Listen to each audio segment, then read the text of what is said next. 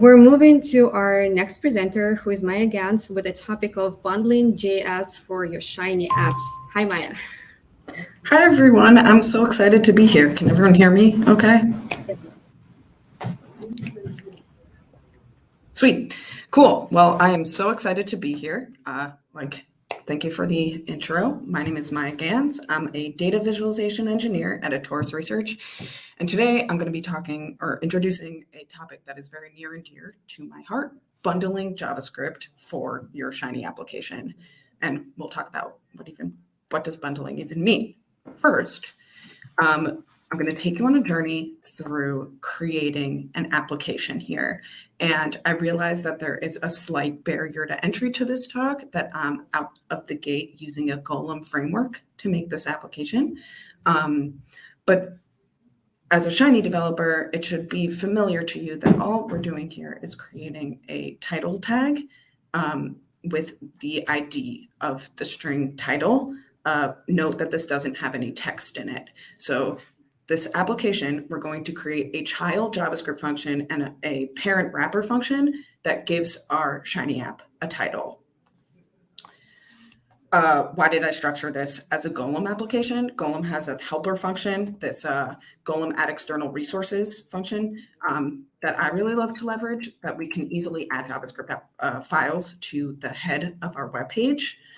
However, I really want to stress, and if this is the one thing you take away from this talk, a lot of the applications that I see in personal projects or with clients is that people who are dipping their toes into the JavaScript ecosystem, they start to code all of their JavaScript in one file.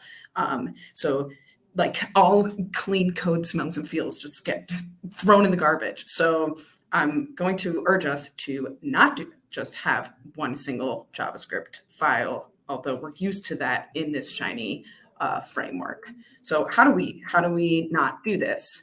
And the way that I'm going to propose is to make your Shiiny app, if it's a Golem package, it's an R package, but now I'm suggesting we make it a JavaScript library too. And we're going to do that by running in the terminal npm init-y. I'm going to use a lot of translations in this talk because we are at our Pharma. So this is the JavaScript version of create package. What this function does for you is create a package.json file at the root where you called that function and where you called that in the terminal. And if you squint, it looks a lot like a description file in a package, right? You have your name, version, description, authors you can put in here. And what I really want to focus on is the scripts. The scripts here that we can create terminal commands and their aliases. So if we added a testing suite to our library, we could just run npm test and it's actually going to run the string on the right-hand side there. So again, we just by creating a package, it's use this create package, we get this package.json. Okay, this is where things get fun. We're spoiled as our developers. We have DevTools load all, which as a package developer, that just any R functions, any code in your R folder, you just have access to, and that's amazing. But in JavaScript, you don't get that for free. And if you want to use functions that exist in other files, we need to use a bundler for that. And the bundler flavor this month that I've been loving is ESBuild. So this tutorial is going to use ESBuild, but there's plenty of others, and I'm happy to talk about the pros and cons on the internet. So we're going to use ESBuild by running npm install build. And what this does is it's also going to create a new folder at your root directory called node modules. More translations here. This is how we specify npm install build. ESBuild is how we specify use package ESBuild. So ESBuild gets added to our package.json. And then why everyone will make fun of you on the internet if you don't add this to your git ignore is you can think of node modules as a local renv kind of, in that now ESBuild actually lives in your library as well. So you don't want to push that to GitHub. We just want this package on GitHub or library. So going now into our example, we are going to make two functions today. A child function that's just going to return a string, and a make header function that's actually going to, given that string, insert it into that h1 header tag in our Shiiny application. So the first function here is called get header text with the argument conf, and I'm so excited for insert conf. We have these keywords here, export default. This syntax is not, it's called ES6. It's like newer JavaScript, and it's not native to JS. So we need a builder to be able to export functions so that we can import them into other files. Again, calling functions in other files hard in JavaScript.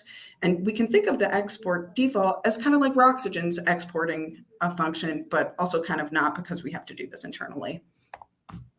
Now, our second function, we import get header text from that other file, and then we can export this function, make header text. So given the current conference, maybe I could have supplied this as an argument to this function. On load, you grab the element that you want to insert the text into, and then set its HTML to the current conf. I should mention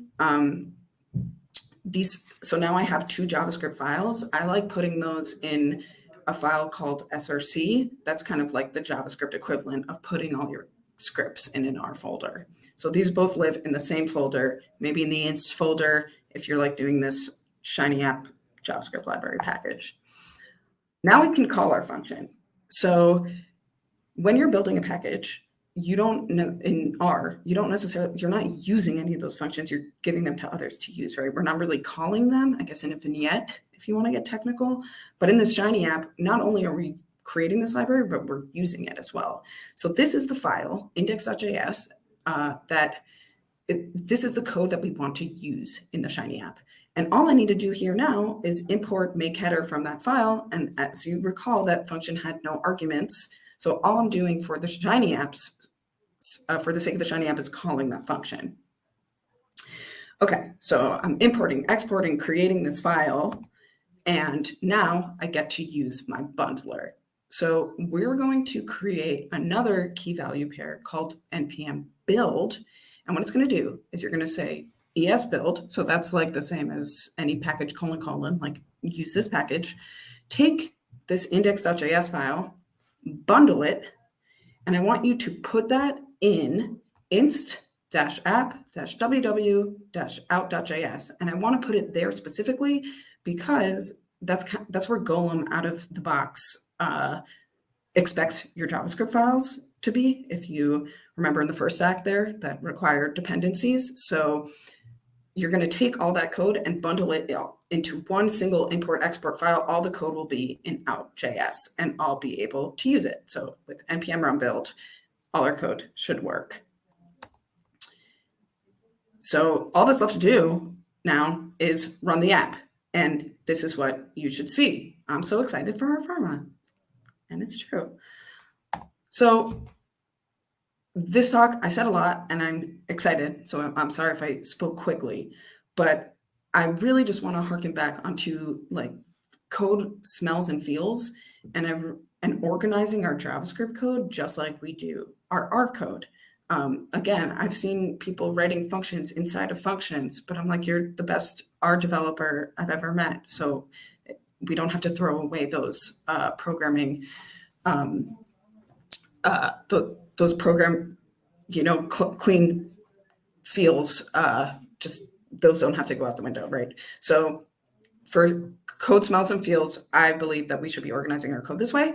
And then also for like additional extra credit, you can add a test suite. So maybe make there's a bunch of testing packages out there, libraries, sorry. But a common one is Jest, and we can npm install that and then test our two functions too. So really just create a robust JavaScript library there. So yeah, this was a lot, but the code for this RepRex lives at github.com/mygans/shinyesbuild. And my commit history, I really pride myself on this, should follow the slides of this talk. So I will share both my slides and this GitHub repo. And I hope that this is useful to some of you and that you continue with your JavaScript journeys and clean code smells and feels. Thank you so much.